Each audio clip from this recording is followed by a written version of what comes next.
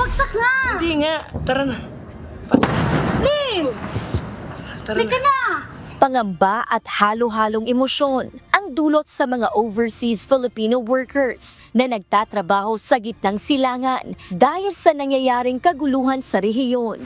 Saksi ang ating mga kababayan sa mga ganting pag-atake ng Iran.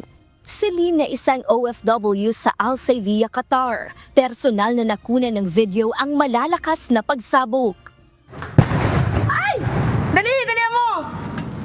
Dahil sa kanyang lokasyon na malapit sa isang American military base, inilipat sila sa mas ligtas na lugar na malayo sa naturang pasilidad. Aniya sa kanyang bagong tinutuluyan ngayon, dinig pa rin nila ang mga pagsabog, ngunit mas mahina na ito at mas malayo.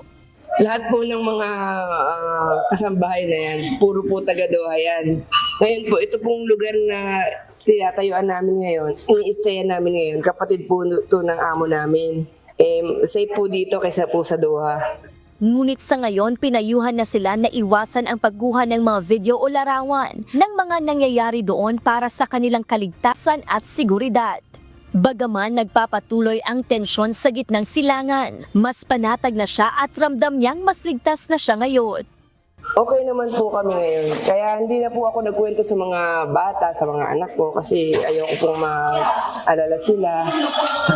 Yung iba po kasi iyakin. Hindi ko na po sinabi na may nagaganap po dito. Ganun pa man, apektado ang kanyang trabaho sa hospitality industry dahil ipinag-utos ng pamahalaan ang pansamantalang pagsasara ng ilang establishmento.